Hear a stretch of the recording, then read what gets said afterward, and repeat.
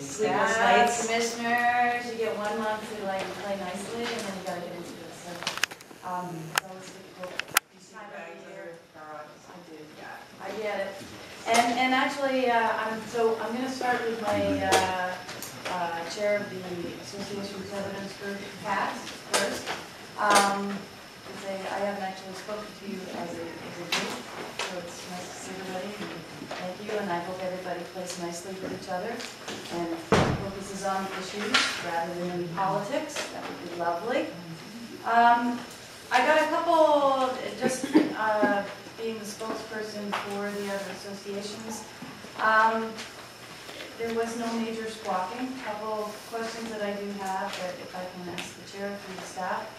And a couple comments, and then I'm going to put on my chat red hat and also have a couple questions regarding one project. The first one is, it's a really sniggly and it's a very small thing, but it actually matters quite a bit to us. Is when the discussion is the optimized recreation facility use during low use periods. I was having a discussion with the general manager about it's semantics, I know, but when we're moving forward in a new era, are you talking, when you're saying recreational facility, are you speaking just rink and fitness, or are you talking community centers? Because if you talk community centers, then we would prefer that we would be addressed as community centers rather than a recreational facility. So that's a question for staff for you. And I know it's a small, sniggly thing, but we are trying to change the language and how we address each other in a more collaborative sense. So it's a small thing, but can mean a lot. Second thing is, with the twinning, I think we understand the reason for it, and it is a cost saving. I think the centers were not consulted before. They were twinned. Some of them found out about 2 days before. But as we move into a new year, that if this were moving forward, we hope that there would be some consultation with the association. We're not asking for permission, but we are asking for a courtesy of having a discussion before the decision is made. Thirdly, just clarity on, I'm not clear on the optimized facility programming during low use periods and the 900 hours in partnership with the associations, exactly what that means. Are we having a sit down as to negotiating what that is? So clarity on that. And very quick, okay, I put my Trout Lake hat on. Trout Lake hat. As I understand, obviously because the lake is close to swimming currently, and I have a feeling that maybe one of the things that would happen is before the other beaches would get reinstated, but Trout Lake wouldn't. My concern is, as much as I see it makes sense, I also look at the health issue because it's an unsafe swimming environment. The sign that's there isn't down by the beach, it's up by the lifeguard hut. That's where it says that it's unsafe. So we've got an issue with kids coming and swimming in the lake. There are day camps. I'm not asking to spend money, but I'm wondering how we address this. We also have, without a lifeguard there, because we've got an off-leash dog park, that we suddenly get more dogs coming down on that end, and that's not being controlled because when we did have a lifeguard, that did actually, they took care of that as well. So that's another safety, I see it. That's another safety concern. So in that case, are we now having to employ more rangers to actually patrol the park? And does that not sort of weigh against your cost savings in a lifeguard when you have to put more rangers out to keep the residents of the area safe? So those are my concerns. And there you go. Look at that. I got 13 seconds to spare. Thank you very much. Just to clarify, at this portion, when we go to we're asking questions, it's questions from the commissioner to you.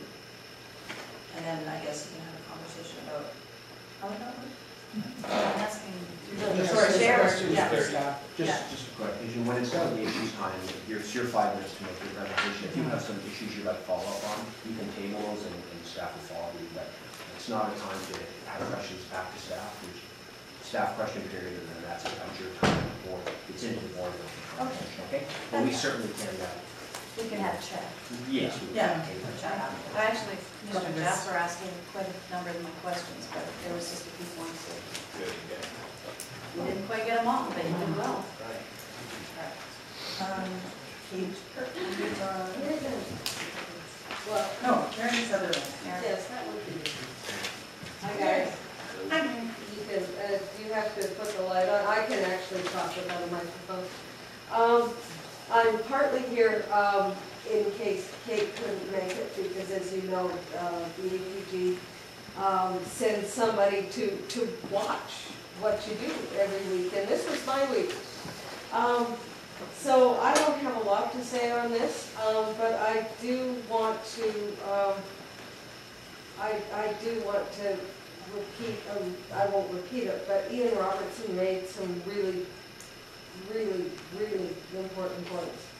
And that the job of the Parks Board is to fight for the parks, it's to fight for the community center, it's to fight for the citizens of Vancouver. And if all you do is you spend your time nattering at the people in the community centers about how you can get a nickel there and a dime there and $100 here, then you're not fighting the people you need to fight. You need to fight the city of Vancouver, and you need to go back to them, and you've got to say, if you want a world-class city, you have to have enough money in your budget to run one. And I agree with Ian, absolutely. I think this is why we have an independent parks board. Otherwise, we have a department without commissioners, and they would just do what happens in every other city. But historically, we have chosen as a community to have a group of people who say, this is truly important. And we need people to specifically represent us on these issues. We don't ask that you do it for the roads or the lighting or all the rest of the stuff. We don't get a special group of elected people to deal with streets and sewers and all those things. We get a parks board. We have the commissioners, and your job should be to go back and fight for the people within the communities and the community centers and the beaches and all of those other things before you say, well, we're just going to make this cut or that cut because it equals our bottom line. If they don't have enough money and they take the political choice of trying to look like the good guys, and all they're doing is taking it away from the communities, then it's not good. So Ian said it better. But so that's everything I have to say. I Appreciate it. Any questions?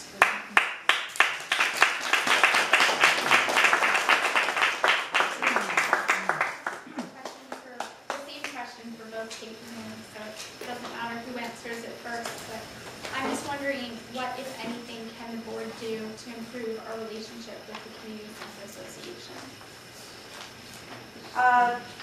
I think it's, and I think we're starting in that direction. I think anybody who knows me long enough, I think 3 things: consultation, transparency, and process. So as long as we're all on the same page and we're following those 3 mandates, I think that will automatically alleviate a lot of antagonism between the 2 that has occurred before. So, and I think we're moving towards that. So those are the 3 things I think this board can do. And I do think maybe sometimes you're not always going to agree with what City Council has to say.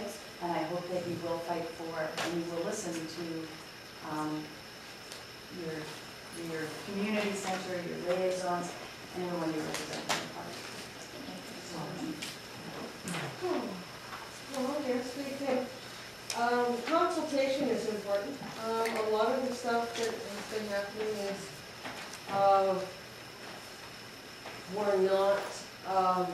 There are times that there are agreements which indicate what type of consultation we should be having, and sometimes it happens and sometimes it doesn't. I hope it will happen a little more. And, yeah, so I'm forever optimistic. So hopefully this year will be better than last. Thank you. Commissioner Jasper. Thank you, Madam Chair. First, just wanted to congratulate Kate to being elected as the president of the APG. Careful what you volunteer for. Well, yeah. But no, in seriousness, congratulations. We're definitely looking forward to working with you and continuing a positive relationship with the APG. So congrats. And I guess, not so much the question, but I guess just an assurance that, because we can't have delegates asking questions of staff, but with respect to the one item you raised about the optimizing efficiencies in facilities, I think our staff refers to loud and clear, and just assurances that this board will ensure that where that discussion needs to be with associations, of good consultation, good dialogue will take place. Thank you. Commissioner Cooper. Yeah, not really a question, just thank you to both of you for all the hard work you do for the community. It's very much appreciated. And I take particular interest in the note to use the term community centers in all of our correspondence. I think that's very important, and I think you raised a very good point. So thank you very much. Commissioner Duchenova. Our question again to Kate, with your Trout Lake hat on. Just waiting to hear the decisions, and as Ian has said, they're very hard decisions. But considering Trout Lake does have a chloroform problem, and people have been found swimming in the lake before, and now that Trout Lake Community Center is open, do you anticipate this to become more of a problem, as there's going to be more people visiting the area because of this beautiful brand new recreation center on site? And I was just hoping that you could, maybe shed a little bit of light on how the association feels about this. Well, up until yesterday, I didn't know this was actually on the table, so I'll give you my gut reaction to it.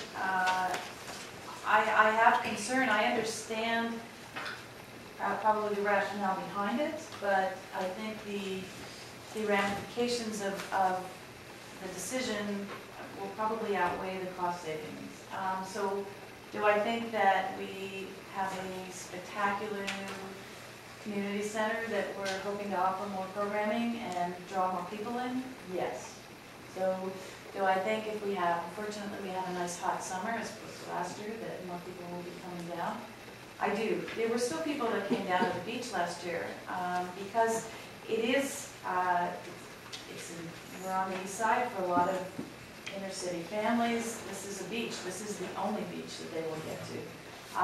We're hoping one day that the lake will open again and we can actually swim in there. For a lot of residents, it's the only time they get to go swimming for free. We have pools, such as in Brighton, but it's not for free. So yes, I anticipate that with our new center that there will be more. And I think I'm weighing the service that they give and also the issue with the dogs. I know it sounds rather small, but if you ever walk in our park, there are a lot of dogs, and they already don't have, as they come around the lake, they have their dogs off leash, and I've already seen people have issues, so that is that's quite a real concern. And just to follow up on that, also it's my understanding that in the winter there's some patrols, maybe sporadic, when the lake freezes over to make sure that people aren't skating on the lake. Yeah, I don't know about a lifeguard, if they bring lifeguards out. I mean, my assumption is that the ranger takes care of that, but maybe the lifeguards do too. I can't answer that, to be honest. If there were cuts to that too, would that concern you? Okay. That's the question. Fair enough. Yeah, ask for a follow-up. I did ask for a follow-up. I heard it, but Sorry. I'll answer quickly. Sorry, I just can't hear things, so my phone's on. Yeah. I'll try and speak louder, sorry. Sure, be concerned, but Thank you. you're welcome. All right, any more questions? All right, on to the next allegations. And good luck. Yes. Thank you.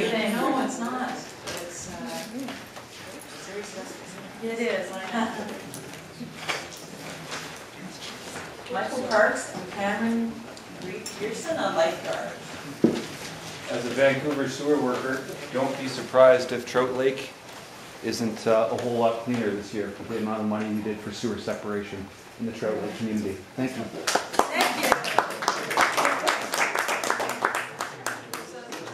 We have Michael Parks. I'm not And gonna, Cameron Pearson. I'm not gonna speak anymore because everything I wanted to say has been said. Adequately to my satisfaction. Okay, what's your name? Michael Parks. Michael Parks. All right, thank you. All right, instead of Michael Parks, I'm going to ask for Cameron Pearson and Roy Forrester. Hey, Roy. Come on up.